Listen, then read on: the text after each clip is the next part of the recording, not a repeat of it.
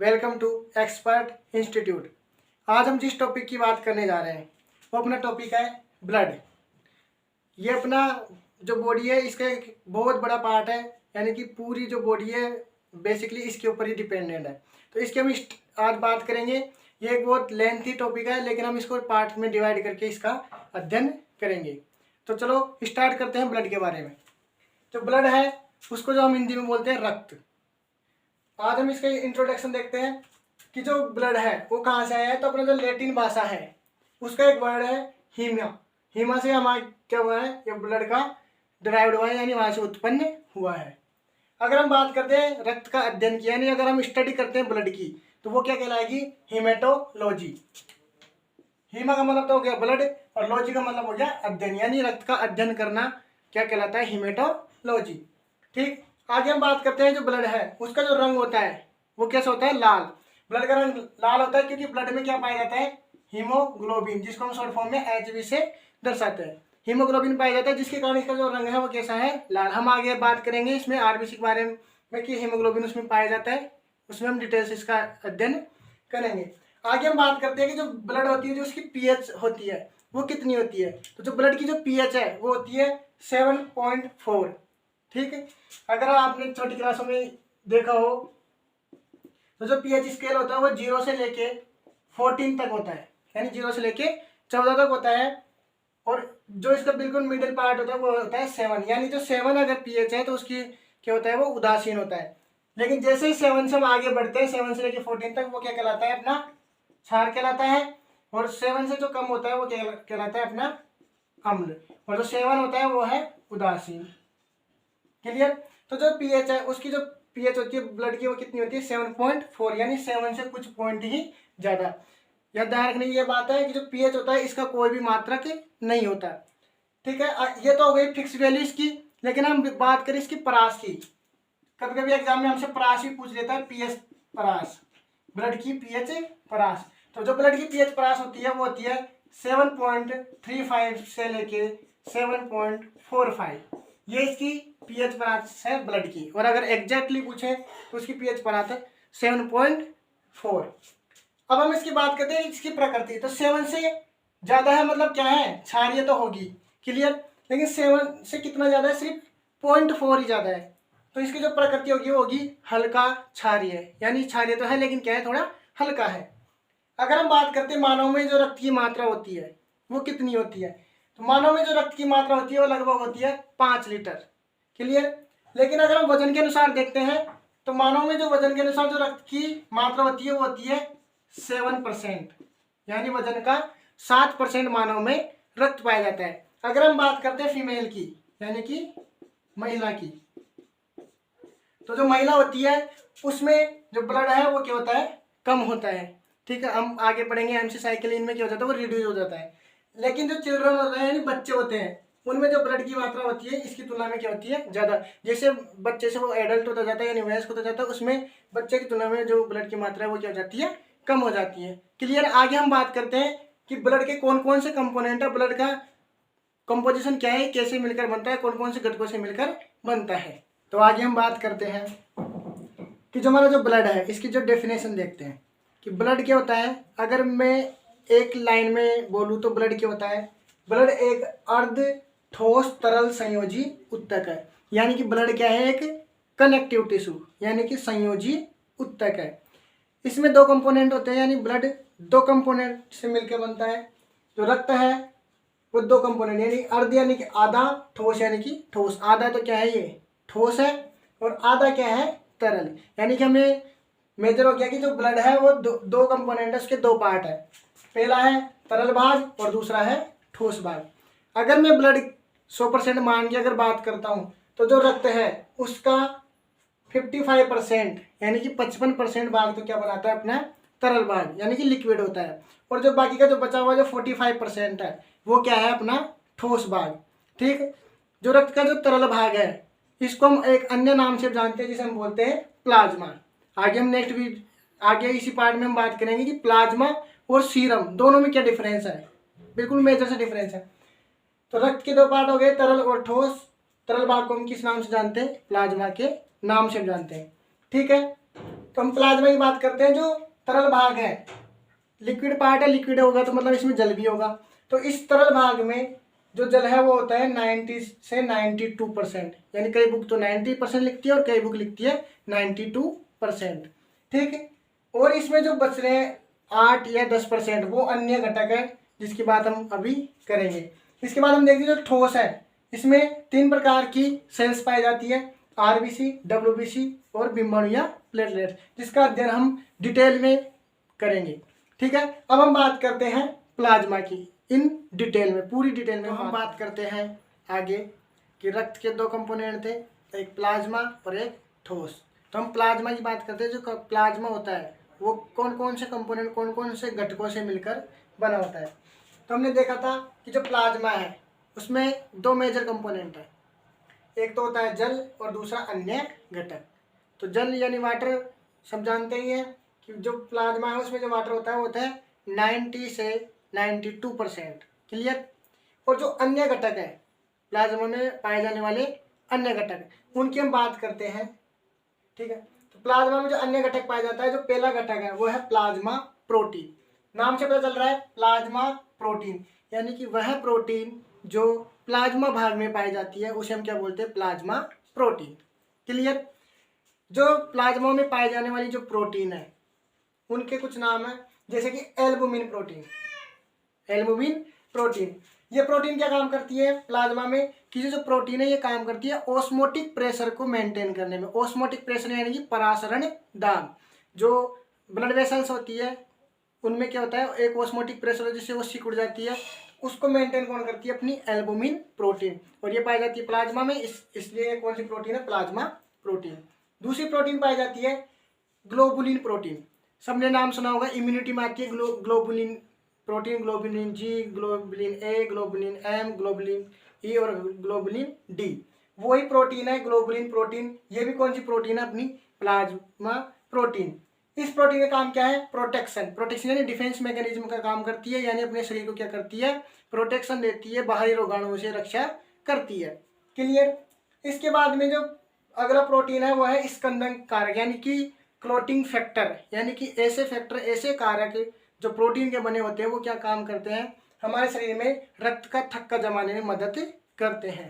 Clear. उनमें से एक उदाहरण है फिब्रिनोजेन प्रोटीन। फिब्रिनोजेन प्रोटीन ये भी प्लाज्मा प्रोटीन का ही भाग है। ये क्या काम करता है, हमारे जो शरीर में कहीं पे अगर ब्लीडिंग होती है तो उसका क्या करता है, क्लोटिंग करवाता है, यानी रक्त का थक्का जमवाता है। ठीक है, अभी इसकी हम बात करेंगे आगे की, जो प्लाज्मा और सीरम में दोनों में क्या डिफरेंस है। ठीक है, तो पहला हो गया प्लाज्मा प्रोटीन। जो दूसरा इसका कंपोनेंट है प्लाज्मा का वो है आयंस। आयंस हम जानते हैं कि बहुत सारे आयन है, पॉजिटिव नेगेटिव सारे। तो कुछ आयन है जैसे कि H+ आयन यानी हाइड्रोजन आयन।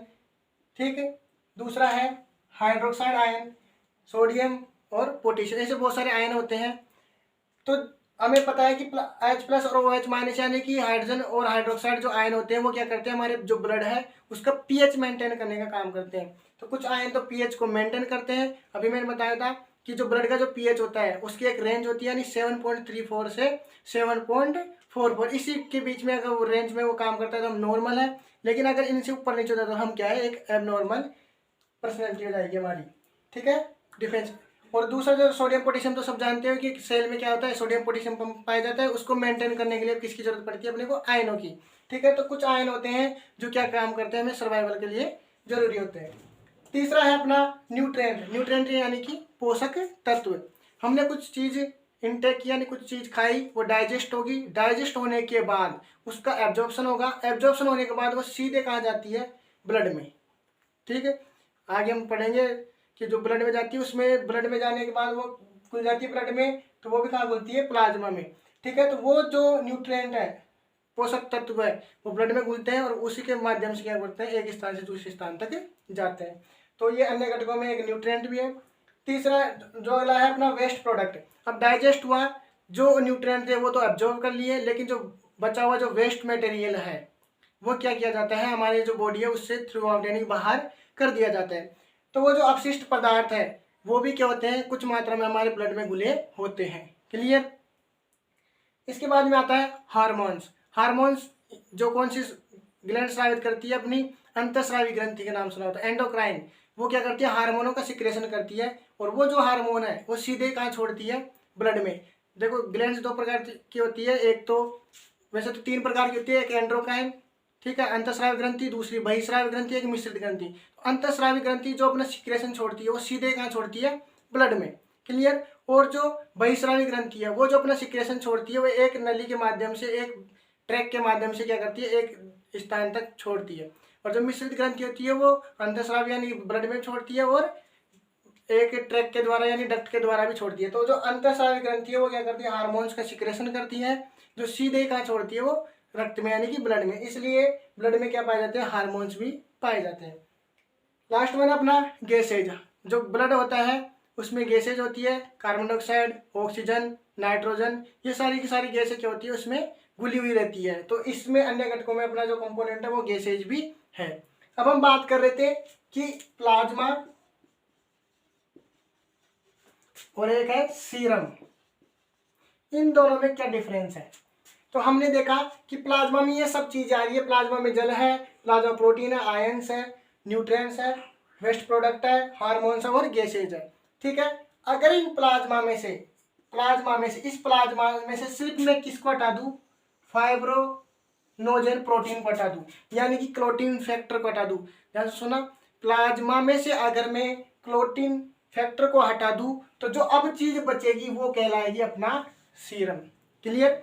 यानी कि प्लाज्मा में उपस्थित क्लोटिंग फैक्टर, या हम एग्जाम्पल के लिए समझ लेते हैं फिब्रिनोजन प्रोटीन को अगर मैं हटा देता हूं तो जो अब बचा हुआ जो प्रोडक्ट है वो क्या कहलाएगा, अपना सीरम, ठीक है। अब जो ब्लड है इसका जो दूसरा कंपोनेंट है वो है अपना ठोस, जिसमें आरबीसी, डब्ल्यूबीसी और प्लेटलेट्स पढ़ेंगे। इन सबको हम बिल्कुल डिटेल वीडियो में आगे बढ़ाते हुए हम आगे बात करते हैं कि जो ब्लड था उसका पहला कंपोनेंट हमने देख लिया कि प्लाज्मा था, प्लाज्मा के बारे में हमने डिटेल से डिस्कस कर लिया।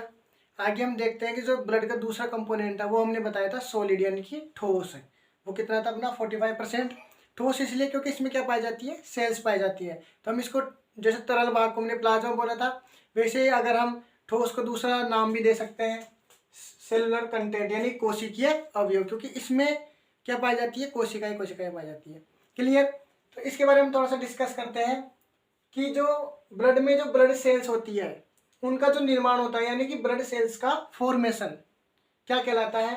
तो हमें पता था कि ब्लड को हमने क्या बोला था, हीमो, और संश्लेषण यानी कि निर्माण होने को हम बोलते हैं पोइसियसिस, यानी कि हीमोपोइसियसिस, यानी कि ब्लड सेल्स का निर्माण होना क्या कहलाता है, हीमोपोइसियसिस। ये जो ब्लड का निर्माण होता है हमारे शरीर में कहाँ होता है, बोन में, ठीक है। तो बोन में होता है, तो जो बोन होती है वो कैसी होती है, लॉन्ग बोन, यानी कि लंबी लंबी जो बोनें होती है उसमें हमारा क्या होता है, ब्लड का निर्माण होता है। फॉर एग्जांपल स्ट्रेनम, यानी जो अपनी ये रिब्स को जोड़ने वाली जो हड्डी पाई जाती है, बोन पाई जाती है, इसमें एग्जांपल रिब्स हो गई और पेल्विक, यानी स्ट्रेनम, रिब्स यानी पसलियाँ, पेल्विक यानी जो अपना कमर वाला हिस्सा है वहाँ पे। तो ये जो हड्डियाँ है ये क्या है, थोड़ी बड़ी है, तो एग्जाम्पल के लिए सेट होती है हमें। हम बात करते हैं कि जो ब्लड का ये सेलुलर कंटेंट है यानी कि इसमें क्या पाई जाती है, सेल्स पाई जाती है। तो हम पहली सेल्स की बात करते हैं आरबीसी, छोटी क्लासों से खूब पढ़ते हुए आए हैं आरबीसी।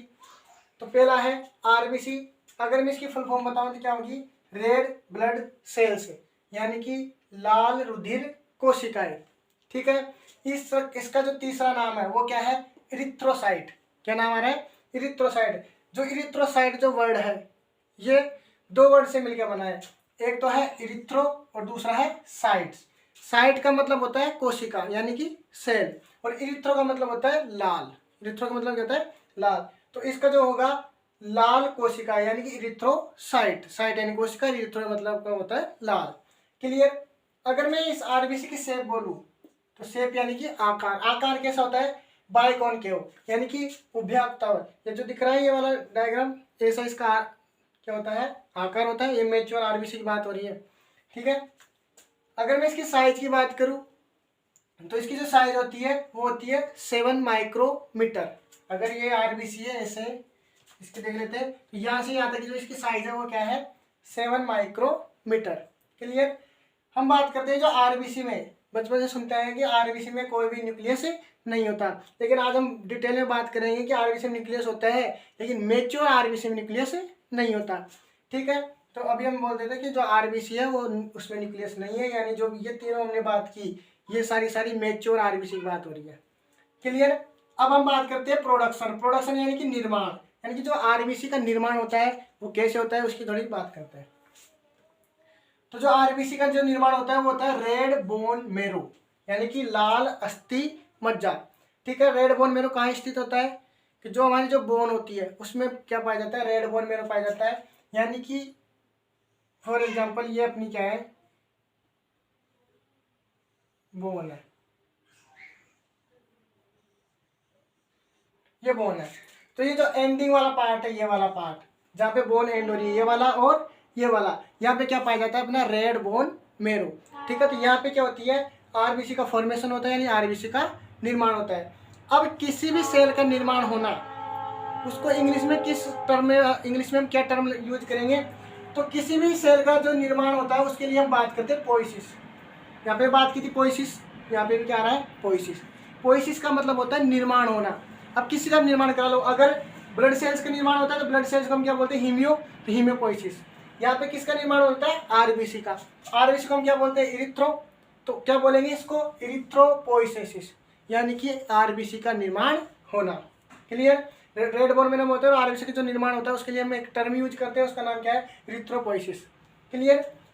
अब हम बात करते हैं जो आरबीसी का जो निर्माण होता है, यानी कि आरबीसी का जो फॉर्मेशन होता है वो रेड बोन मेरो में होता है, तो किन किन स्टेजों में होता है, कैसे कैसे वो बनती है। तो हम पहली बात करते हैं जो आरबीसी होती है उसका जो निर्माण होता है, उसकी जो फर्स्ट स्टेज है वो है इरिथ्रोब्लास्ट। क्या नाम है, इरिथ्रोब्लास्ट। जिस वर्ड के पीछे ब्लास्ट वर्ड ये आ जाए, ब्लास्ट, इसका मतलब वो कैसी सेल है, इनमेच्योर। कैसी है, इनमेच्योर। इनमेच्योर का मतलब है वो सेल डिवीजन कर सकती है। ठीक है, यानी कि इरिथ्रोब्लास्ट से आरबीसी का निर्माण होता है। ये 7 दिन के बाद किसमें कन्वर्ट हो जाती है, रेटिक्यूलोसाइट। इसमें हो जाती है रेटिक्यूलोसाइट। इसमें भी केंद्रक होता है, इसमें भी केंद्रक होता है। फिर 1-2 दिन ये रहती है, इसके बाद में ये चेंज हो जाती है मेच्योर आरबीसी में। किसमें, मेच्योर आरबीसी में। क्लियर। तो इरिथ्रो जो ब्लास्ट है उसमें केंद्रक पाया जाता है, जो अपनी रेटिक्यूलोसाइट है उसमें केंद्र पाया जाता है, माइटोकॉन्ड्रिया, गोल्जी बॉडी, ये सारे पाए जाते हैं। लेकिन जब रेटिक्यूलोसाइट कन्वर्ट होती है मेच्योर आरबीसी में, तो रेटिक्यूलोसाइट को मेच्योर आरबीसी में कन्वर्ट होने के लिए जिन जिन न्यूट्रिशन की जरूरत पड़ती है वो है, एक तो होना चाहिए विटामिन B12। विटामिन B12 यानी कि आरबीसी का फॉर्मेशन में जो मेजर कंपोनेंट है अपना, वो मेजर रोल निभाता है विटामिन B12। इसकी उपस्थिति में क्या होती है, रेटिक्यूलोसाइट मेच्योर आरबीसी में कन्वर्ट होती है। दूसरा है फोलिक एसिड, जिसको हम दूसरा नाम क्या बोलते हैं, विटामिन 11। Vitamin 11 folic acid. और तीसरा है अपना आयरन। तीसरा क्या है, आयरन यानी कि लोहा। अभी मैंने हीमोग्लोबिन की कहीं पे बात नहीं की है, उसको बिल्कुल डिटेल में पढ़ेंगे। आयरन वही काम आएगा कि हीमोग्लोबिन बनता कैसे, वो कैसे कैसे काम करता है। ठीक है, तो इरिथ्रोब्लास्ट से बनती है रेटिक्यूलोसाइट। रेटिक्यूलोसाइट के बाद में क्या होती है, अपनी मेच्योर आरबीसी का फॉर्मेशन होता है। क्लियर। इसके बाद में जो अपनी जो आरबीसी है वो कैसी दिखाई देने लग जाती है, बाइकॉनकेव, यानी कि उभयावतल। ठीक है, यहाँ पे इस जगह से फिर क्या हो जाता है, इसका न्यूक्लियस बाहर निकल जाता है, यानी न्यूक्लियस डिस्ट्रॉय हो जाता है। यहाँ पे ये क्या है, न्यूक्लियस विहीन, यानी कि नॉन न्यूक्लियस। यहाँ पे क्या है, इसमें केंद्रक नहीं पाया जाता। और इसकी ये जो साइज दिख रही है, इस जगह पे एक खाज से यानी गड्ढा सा बना रहता है। ये गड्ढा क्या करता है, इसको ऑक्सीजन का परिवहन कराने में मदद करता है, जो कि हम आगे इसमें पढ़ेंगे। ठीक है, क्लियर। तो चलो आगे बात करते हैं। हमने बात कर ली थी कि आरबीसी का फॉर्मेशन कैसे होता है। अगर मैं लाइफ स्पेन यानी कि जीवन काल की बात करूं, तो जो आरबीसी का जो जीवन काल होता है वो होता है 120 दिन, यानी कि 120 दिन तक वो जीवित रहती है, फिर बाद में वापस डिस्ट्रॉय हो जाती है। आरबीसी जिस जगह पे जाके डिस्ट्रॉय होती है वो जगह है प्लीहा, यानी कि स्प्लीन। आरबीसी का कब्रिस्तान कहते हैं हम प्लीहा को। ठीक है, प्लीहा में आरबीसी क्या हो जाती है, पूरी जाके डिस्ट्रॉय हो जाती है। उसको भी हम आगे बात करेंगे कि कैसे कैसे डिस्ट्रॉय होती है। उसमें हीमोग्लोबिन डिस्ट्रॉय होता है, फिर वो पित्त के रूप में बनता है। पहले हम बात करते हैं हीमोग्लोबिन की, कि हीमोग्लोबिन होता क्या है आरबीसी के अंदर। क्लियर।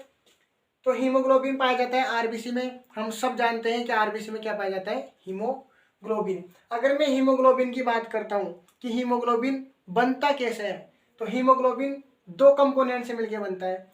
ग्लोबुलिन प्रोटीन, एक तो प्रोटीन है कौन सी, ग्लोबुलिन, जिसकी बात हमने प्लाज्मा प्रोटीन में की थी, और दूसरा है अपना आयरन यानी कि लोहा। ग्लोबुलिन प्रोटीन और जब लोहा मिक्स होते हैं, कॉम्बिनेशन होता है दोनों में, तब हमारे पास एक मॉलिक्यूल बनता है, उसका नाम है हीमोग्लोबुलिन। जो एक मॉलिक्यूल जो हीमोग्लोबिन का होता है वो 4 ऑक्सीजन को क्या करता है, अपने साथ बाइंड अप करता है यानी कि जोड़ता है, और क्या करता है, उसका ट्रांसपोर्ट करता है यानी कि परिवहन करता है। हम सब ने सुना हुआ है कि जो आरबीसी है वो क्या करती है, ऑक्सीजन का क्या करती है, परिवहन। तो आरबीसी के अंदर क्या ऐसा कंपोनेंट है जो ऑक्सीजन का परिवहन करता है, तो आरबीसी में पाया जाता है अपना हीमोग्लोबिन। यहाँ पे मेच्योर आरबीसी की बात कर रहा हूँ कि आरबीसी में क्या पाया जाता है, अपना हीमोग्लोबिन पाया जाता है, जो क्या करता है, एक हीमोग्लोबिन का मॉलिक्यूल 4 ऑक्सीजन के मॉलिक्यूल के साथ क्या करता है, बाइंड अप करता है और उसको एक जगह से दूसरी जगह पहुंचाता है। अगर एक हीमोग्लोबिन 4 ऑक्सीजन के मॉलिक्यूल के साथ बाइंड अप कर लेता है तो इसको, इस कंडीशन को हम बोलते हैं सैचुरेटेड कंडीशन यानी कि संतृप्त अवस्था। क्लियर। तो जो हमारी आरबीसी होती है, हमारी बॉडी की पूरी टोटल आरबीसी होती है, उन आरबीसी में कितना होता है, 280 मिलियन हीमोग्लोबिन। कितने अणु होते हैं हीमोग्लोबिन के, 280 मिलियन हीमोग्लोबिन। तो आप सोच सकते हैं कि अगर 280 मिलियन हीमोग्लोबिन है तो वो कितनी ऑक्सीजन के साथ बाइंड अप करेंगे और कितना ऑक्सीजन का क्या करेंगे, ट्रांसपोर्टेशन करेंगे। ठीक है। तो अब आप बात करते हैं कि हीमोग्लोबिन क्या करता है, गैसों के साथ बाइंड अप करता है, जुड़ता है। तो हीमोग्लोबिन ऑक्सीजन के साथ जब जुड़ता है, हीमोग्लोबिन ऑक्सीजन के साथ जुड़ता है तो वो बनाता है ऑक्सी हीमोग्लोबिन। क्या बनाता है, ऑक्सी हीमोग्लोबिन। इस ऑक्सी हीमोग्लोबिन के कारण अधिकतर नॉर्मल स्टेज में हीमोग्लोबिन ऑक्सीजन के साथ ही जुड़ता है। तो इस ऑक्सी हीमोग्लोबिन के कारण जो हमारा जो ब्लड है वो कैसा दिखाई देता है, लाल। आगे बात समझ में, यानी कि यही कारण है जिसके कारण हमारा जो ब्लड है वो कैसा दिखता है, लाल रंग का दिखाई देता है। शुरू से सुनते आ रहे हैं कि जो ब्लड का लाल रंग है वो हीमोग्लोबिन के कारण है। तो हीमोग्लोबिन के कारण भी क्यों, क्योंकि हीमोग्लोबिन जब ऑक्सीजन के साथ जुड़ता है तो एक बॉन्ड बनता है, बंध बनता है, उसको हम बोलते हैं ऑक्सी हीमोग्लोबिन का एक प्रोडक्ट बनता है। इसके कारण जो ब्लड है हमारा रेड कलर का होता है। ठीक है। दूसरी बात करते हैं, अगर हीमोग्लोबिन ऑक्सीजन के साथ ना बॉन्ड बना के किसके साथ बॉन्ड बना ले, कार्बन डाइऑक्साइड के साथ। ये जो केस है ये रेयर केस है, यानी ये बहुत ही कम होता है। तो जब हीमोग्लोबिन कार्बन डाइऑक्साइड के साथ बंध बनाएगा तो क्या कहलाएगा, कार्ब एमिनो हीमोग्लोबिन, यानी हीमोग्लोबिन अपना सेम रहेगा, ऑक्सीजन के साथ बनाएगा तो ऑक्सी हीमोग्लोबिन, इसके कार्बन डाइऑक्साइड के साथ बनाएगा तो कार्ब एमिनो हीमोग्लोबिन। अगर हीमोग्लोबिन कार्बन मोनोऑक्साइड के साथ बंध बनाता है तो उसको हम क्या बोलेंगे, तो उसको हम बोलेंगे कार्बोक्सी हीमोग्लोबिन। ये इंपॉर्टेंट है कि जो हीमोग्लोबिन है जो वो क्या करता है, ऑक्सीजन के साथ बॉन्ड बनाता है। क्लियर। ये ऑक्सीजन कहाँ से आती है, फेफड़ों से। तो मैं आपको यहाँ पे बताना चाहूँगा कि जो हीमोग्लोबिन के साथ जो ऑक्सीजन बंध बनाता है, इसकी तुलना में 400 गुना अधिक वो किसके साथ बॉन्ड बनाता है, कार्बन मोनोऑक्साइड के साथ। यानी कि ऑक्सीजन और कार्बन मोनोऑक्साइड दोनों एक जगह पे क्या है, उपस्थित है, तो वो किसके साथ बॉन्ड बनाएगा, ऑक्सीजन को वो छोड़ देगा और किसके साथ बॉन्ड बनाएगा, कार्बन मोनोऑक्साइड के साथ। आपने कभी फील भी किया होगा कि जब हम धुआं वाले इलाके में रहते हैं तो हमें क्या होता है, एक दम घुटने लग जाता है, हमें सफोकेटेड होते हैं, दम घुटता है हमारा। वो इसी कारण से होता है क्योंकि जो धुआं है वो किससे उत्पन्न होता है, जब लकड़ी पूरी तरह से जलती नहीं है, आधी जलती है कोई भी चीज़, तो कार्बन मोनोऑक्साइड उत्पन्न होती है। तो उस धुआं के अंदर जो हमारा हीमोग्लोबिन है वो कार्बन मोनोऑक्साइड के साथ बंध बनाता है। इससे हमारे शरीर में किसी कमी हो जाती है ऑक्सीजन की, इससे हमें खांसी या दमे जैसी शिकायत होती है। तो हीमोग्लोबिन कार्बन मोनोऑक्साइड से ऑक्सीजन की तुलना में 400 गुना अधिक बंध बनाता है। क्लियर। अब हीमोग्लोबिन है, हीमोग्लोबिन ऑक्सीजन का परिवहन करा रहा है, अपनी नॉर्मल स्टेट रख रहा है, रेड कलर दे रहा है ब्लड का। साथ में ये जो लो पीएच हो जाता है, जब हमारे शरीर का पीएच लो का मतलब मैंने बताया था कि जो पीएच परास होती है वो होती है 7.35 से 7.45, यानी इससे कम जब हमारा पीएच हो जाता है तो हीमोग्लोबिन, नॉर्मल कंडीशन ये रहती है अपनी बॉडी में, ये तो रेयर कंडीशन या कोई एबनॉर्मल कंडीशन हो जाती है। तो हीमोग्लोबिन क्या करता है, जो ऑक्सीजन का अणु इसने बाइंड अप कर रखा है, ऑक्सीजन का मॉलिक्यूल जो बाइंड अप कर रखा है उसको क्या कर देता है, ये रिलीज कर देता है, क्या करता है, रिलीज कर देता है, जिससे हमारा जो पीएच है वो क्या होता है, ऑटोमेटिकली क्या हो जाता है, बैलेंस हो जाता है। क्योंकि पीएच का लो हो गया मतलब कौन सा आयन बनेगा, अपना H+ आयन बनेगा, जिसके साथ क्या होगा, ऑक्सीजन जैसे बाइंड अप होगी वो हाइड्रोक्साइड बन जाएगा, ऑटोमेटिक क्षार में कन्वर्ट होगा। अम्ल जो है वो क्षार से विक्रिया करके क्या हो जाएगा, उदासीन यानी न्यूट्रल हो जाएगा। इस प्रकार से वो क्या करते हैं, लो पीएच को मेंटेन करते हैं। तो हीमोग्लोबिन का मेन रोल है, एक तो जो पीएच लो हो जाता है तब वो क्या कर देता है, ऑक्सीजन का एक मॉलिक्यूल रिलीज कर देता है। दूसरा हाइपोक्सिया की कंडीशन में, हाइपोक्सिया का मतलब है जहाँ पे भी हाइपो वर्ड आ जाए मतलब कि कम और हाइपर मतलब कि ज्यादा। हाइपोक्सिया का मतलब है हमारे बॉडी में ऑक्सीजन का लेवल क्या हो जाए, कम, ऑक्सीजन लेवल क्या हो जाए, कम। तो उस कंडीशन में भी हीमोग्लोबिन किसको रिलीज कर देता है, अपना ऑक्सीजन का मॉलिक्यूल रिलीज कर देता है। तो दो कंडीशन है जिसको हीमोग्लोबिन क्या करता है, एक टेम्परेचर भी है, टेम्परेचर को भी हीमोग्लोबिन क्या करता है, मेंटेन करता है। तो लो पीएच, हाइपोक्सिया की कंडीशन और टेम्परेचर को हमारा जो हीमोग्लोबिन है वो मेंटेन करके रखता है। तो हमने पढ़ लिया आरबीसी का फॉर्मेशन, साथ में हीमोग्लोबिन कैसे कैसे काम करता है। इसके बाद में हम बात करते हैं जो आरबीसी का निर्माण हुआ है वो क्या हो गया, अब डिस्ट्रॉय हो गया यानी कि नष्ट होगी। मैंने बताया था जो आरबीसी का जो जीवन काल है वो 120 दिन होता है। क्लियर। अब हम पढ़ रहे हैं डिस्ट्रक्शन ऑफ आरबीसी, यानी कि जो आरबीसी है उसका डिस्ट्रक्शन कहाँ होता है, कैसे होता है, इस फॉर्म को। जो आरबीसी का जो डिस्ट्रक्शन है यानी आरबीसी का नष्ट होना, ये क्या कहलाता है, हीमोलाइसिस। क्या कहलाता है, हीमोलाइसिस। देखो पीछे के शब्दों को पकड़ो, अगर जेनेसिस वर्ड आ रहा है इसका मतलब होता है निर्माण होना, और अगर लाइसिस वर्ड आ रहा है पीछे इसका मतलब होता है टूटना या विखंडन होना।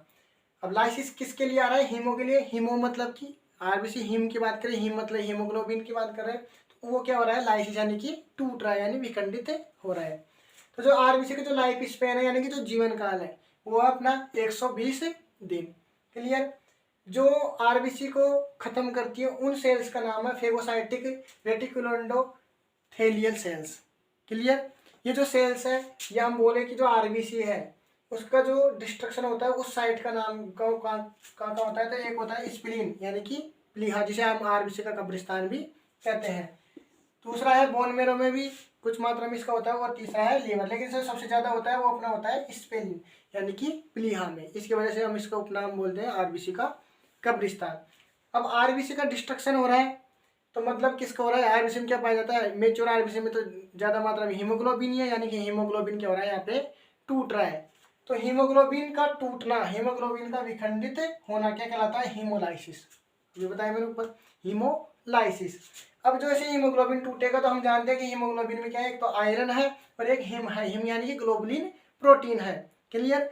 उन दो से मिलकर हीमोग्लोबिन बनाता है। तो जैसे इसमें होगा तो ये आयरन है ये अलग होगा, ये आयरन जैसे अलग होगा इसको वापस घोल लिया जाएगा ब्लड में, और वापस से इसको क्या किया जाएगा, रीयूज किया जाएगा, इसका पुनः उपयोग किया जाएगा वापस से हीमोग्लोबिन को बनाने में। अब जो इसका जो हिम पार्ट है, ये वाला, ये जो हिम पार्ट है ये चेंज होगा बिलीरुबिन में। ये चेंज किस में होगा, बिलीरुबिन में। इसकी एक लंबी प्रोसेस है कि पहले हिम है ये बिलीवर्डिन में चेंज होगा, फिर ये क्या होगा, bilirubin globulin protein side bind up करने से पहले बिलीरुबिन में चेंज होगा, बिलीरुबिन में चेंज होगा फिर बाइल बनाएगा। अगर हम शॉर्ट में देखें तो हिम है वो हिम चेंज होगा किसमें, बिलीरुबिन में। बिलीरुबिन क्या होता है, एक येलो लिक्विड होता है। येलो क्या होता है, एक लिक्विड होता है जो हमारे वेस्ट प्रोडक्ट में क्या होता है, मिला हुआ रहता है। इसके बाद कारण हमारे जो गंध है वो रंग वो इसके कारण आता है। तो हिम है वो किस में चेंज हो जाएगा, अब बिलीरुबिन में डिस्ट्रॉय हो जाएगा। फिर भी ये बिलीरुबिन है ये कहा जाएगा अपने लीवर में। लीवर में जाने के बाद ये किस में कन्वर्ट हो जाएगा, बाइल। बाइल मतलब कि पित्त में। किस में कन्वर्ट हो जाएगा, पित्त में कन्वर्ट होगा। फिर पित्त में कन्वर्ट होने के बाद में फिर वो डाइजेस्टिव सिस्टम वाली स्मॉल इंटेस्टाइन में आएगा। ठीक है। तो इस प्रकार से क्या होता है, हमारे आरबीसी का डिस्ट्रक्शन होता है यानी आरबीसी का विखंडन होता है। क्लियर। वीडियो आपको अच्छी लगे तो लाइक शेयर एंड सब्सक्राइब करें, और ऐसी वीडियो को देखने के लिए आप हमारे चैनल को सब्सक्राइब करें। Thank you. जय हिंद।